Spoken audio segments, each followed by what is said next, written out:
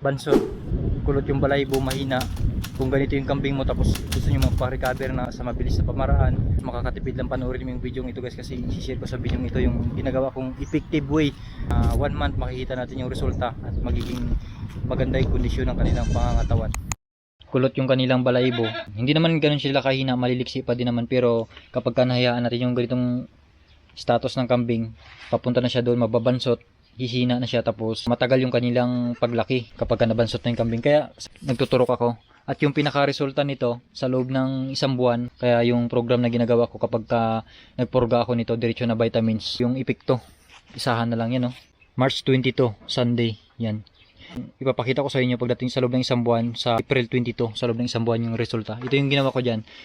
Pag nagpurga ako, ivermectin, and then sinasabay ko na ng vitamins din para isahan lang yung epekto niya.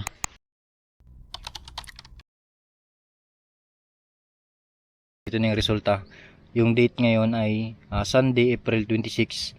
Yan, yung in-applyan natin sila March 22, tapos ngayon April 26, 22, 23, 24, 25, 26, 1 month in 4 days.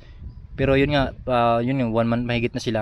Kung dati na kulot yung kanilang balahibo, tapos sign talaga na bansot kapag ganoon, tapos yun, kung hayaan na natin yung ganun yung kanilang kondisyon, at matagal yung kanilang paglago, mahina, at saka siyempre may tendency rin talaga na pwedeng ikamatay nila yun. Pero yun nga, ngayon na nakarecover yung isa, medyo kulot pa, pero hindi na masyado, hindi na katulad ng una, yan o.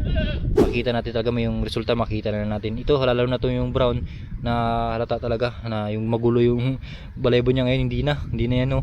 Pag nag-deworm ako, yung ginagawa ko talaga yung ivermectin, kasi yung external na parasite, kaya yun talaga yung nagpapaganda pa ng balahibo. Kapag ganito, tuloy-tuloy na yung kanilang recovery, yun o. Ayan. Ayan, hindi na siya ganun kahina at saka bansot. Kaya yun yung ginagawa ko sa mga kambing. Simple lang yun. Halimbawa ganito na yung resulta, maganda na yung kanilang kondisyon, inahayaan ko na to. May mga dumalaga rin dito na bansot din ng una, pero yung nakarecover na, simula na in-applyan ko rin ng ganung sistema, ngayon magaganda na talaga yung katawan, at saka buntis na nga. Yun, ito yung mga dumalaga na to. Ayun. Dito kasi sila ngayon, sobrang init. Dito sila nagpapasilong. Pagka nagpurga ako, sinasabay ko ng vitamins. Okay na yung katawan niya, hinayaan ko na to. Makaka-recover na to sa pangalawang buwan nito. Tuloy-tuloy na to, katulad ng mga dumalaga dito na bansot. Naturukan natin na injection natin, tapos napurga, tuloy-tuloy na hanggang ngayon, hindi na nabansot. Hindi na ako nagtuturok noon. Kaya matipid lang siya once na umipikto na yung program na ginawa natin or in-apply natin dito. Kung hayaan na natin na ganoon din yung kondisyon nila, matagal yung kanilang paglago, tapos hindi siya mamatay pa, tapos yun nga, kung applyan natin, mabilis lang, or makakapag nakarecover sila, tuloy-tuloy na to, you know, ganda na ng katawan.